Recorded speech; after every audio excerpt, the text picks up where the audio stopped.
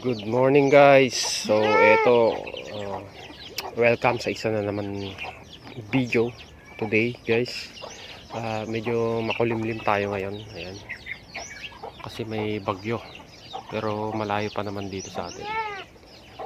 Wala pang pag-ulan. So dito tayo sa kambing guys. Ito yung inahin na nanganak nung August 4. So ayan. Halos ano lang siya, magtatatlong buwan pa lang. Nasa 2 months 20 days. So ito, nag-iingay na siya guys.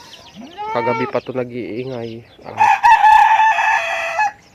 Galaw ng galaw yung kanyang buntot. Ayun guys, yan, napapansin nyo, magalaw-galaw yung buntot niya. Yan. Medyo yung sinyalis na yan guys. Kapag ganyang maingay, alam niyo na, naglalandi na tong ating inahin. So itatry natin siya ngayong pasampahan. So ngayon, ang tanong, bakit ang bilis niyang naglandi? Kung sakaling naglandi na siya. Pero alam ko naglandi na to maingay na siya. So wala pang 3 months yung mga anak niya. Ayun, kita nyo naman nung liliit pa. Pero ito, naglalandi na. Ang masasabi ko lang dyan guys, yun kasi yung epekto ng mga tinuturo kong vitamins.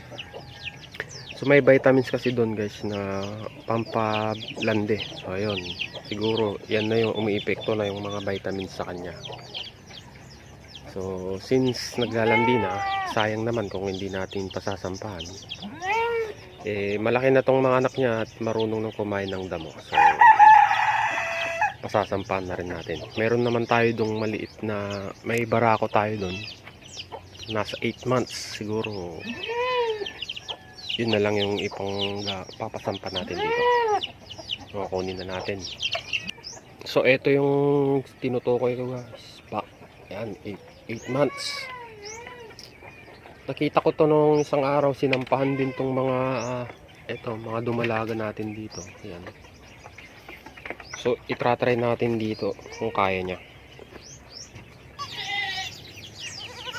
So, ayan na guys. Mukhang hindi pa niya abot. So, ayan. Kita nyo naman, hindi pumapalag yung inahin. Talagang naglalandi na yan. So, meron pa ditong isang barako. Kaya so, maliit. Parang hindi niya abot.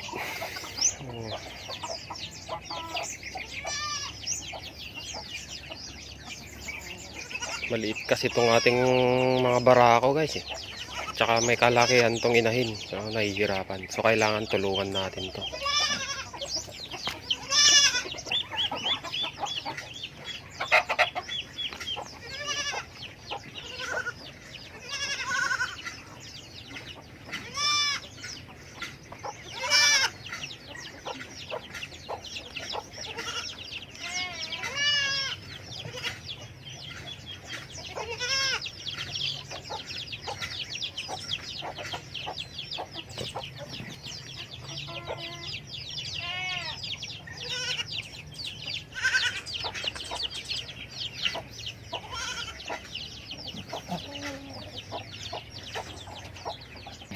So ayun guys, hindi masyadong nakagit dun sa video. Pero nakatatlong sampa tong ating barako. Okay na siguro yun. So ayan guys. Tapos itong isang maliit, naka-isang sampa rin kanina. Oh ayan, sumasampa ulit. Oh ayan. Pero hindi siya makaabot kasi kung hindi mo tutulungan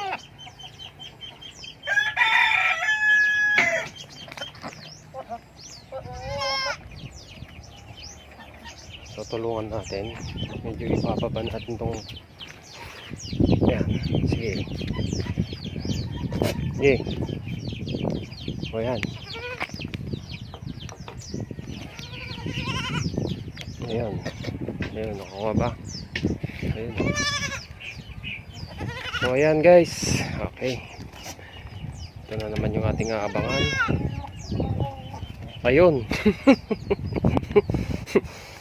Pagka ganun binigla niya guys, ayun, nakapasok na yun. Pero tumba siya Kasi nga bitin. Yung bitin yung ano niya, kailangan niyang bumuelo. So ayun, nakailang pasampa na tayo.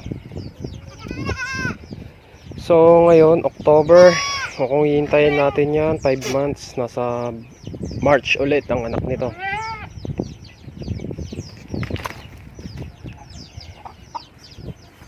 So yun guys, yung mga tips. So yung mga ibang video ko guys, panoorin nyo yung mga pagtuturok ko ng vitamins. Malaking tulong kasi yung pagtuturok ng vitamins guys, para mabilis na maglandi ang kambing. Kung sakaling gusto nyo na silang pasampahan, katulad ng mga matagal maglandi, bigyan nyo lang ng vitamins.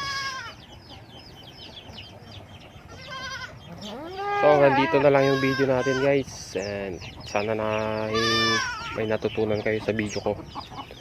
So ayan, thanks for watching again, at salamat sa mga suporta. At paunti-unti naman may mga nagso-subscribe pa rin. Salamat sa inyo guys, and that's for all today. See you next video.